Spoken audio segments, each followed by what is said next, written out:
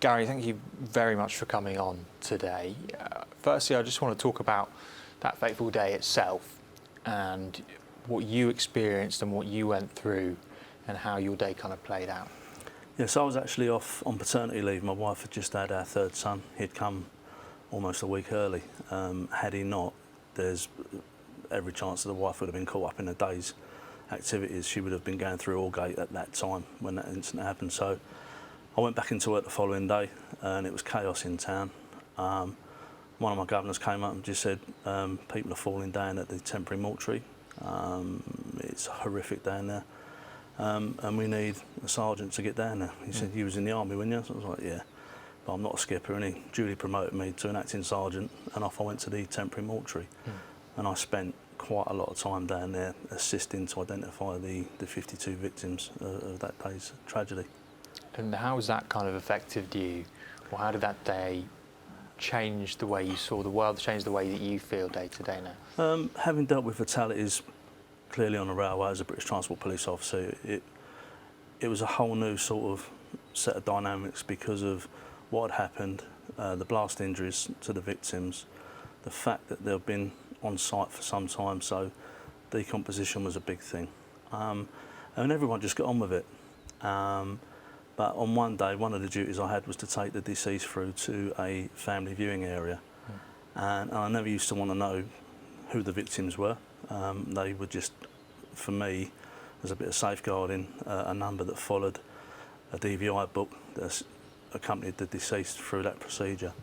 But on this occasion, I was informed that apparently a gentleman coming to view the individual I was taking in had recently lost his wife, and this was his only son. And being a new dad again, that sort of really sat with me. The viewing went forward. I was called back into the room, and what I used to do was just get the flowers and any sort of cards and that, place them into the body bag and take the deceased back to continue with the next sort of process. But on that day, I caught sight of what this gentleman had written on a bereavement card. Excuse me. It's okay, Gary. Take your time. And it just really threw me out. Even 17 years later now, it's still hard. The feelings I went through and emotions I went through on that day,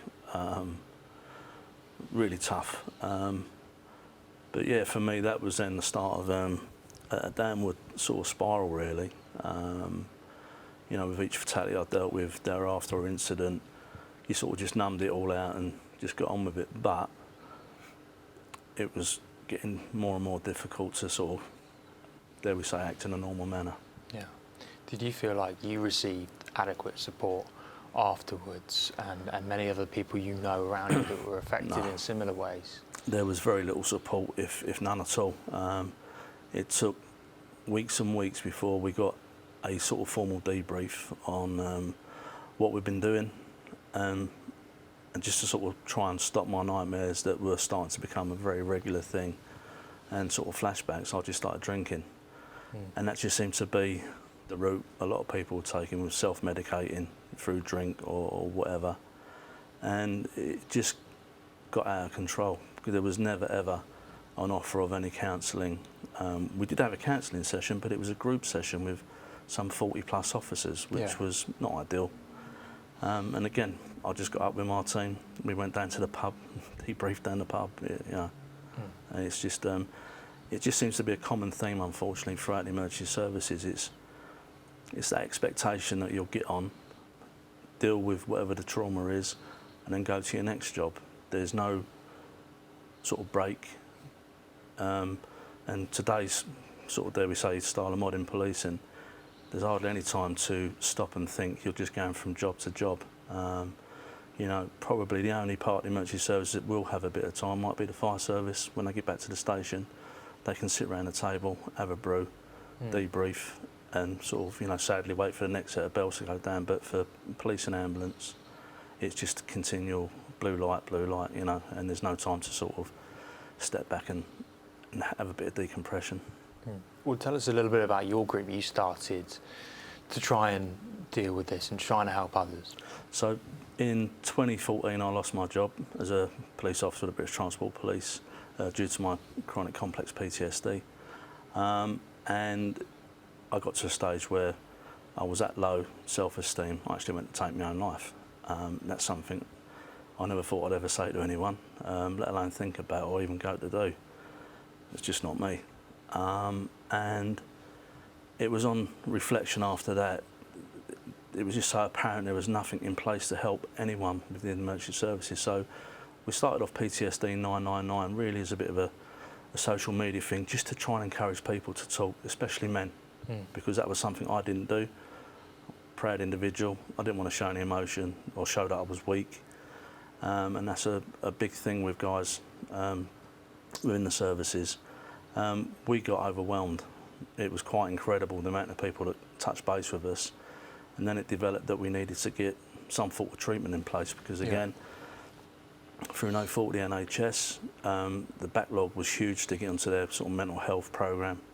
So we contacted some trauma-focused clinicians, which is the only way you're going to deal with the regular trauma that these men and women are experiencing, and I did, to sort of try and get you back on your feet again. And we started doing that. And this was all pre-COVID. And then COVID came along and it's just sort of stopped everything, unfortunately, because we couldn't get any funding. Therefore, with the regulations that were in place, we couldn't get people in front of clinicians. But we're still talking to people, we're still helping people, we're still signposting people. We give awareness presentations to the emergency services, which are always really well received.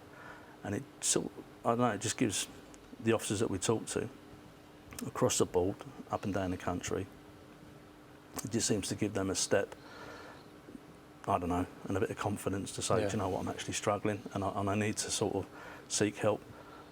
But there's a lot of connotations that are attached to that for people who are going through promotion and stuff, especially firearms. You know, you don't want to put your hand up and say I'm struggling because that's your ticket taken off you and it's a big drop in your salary.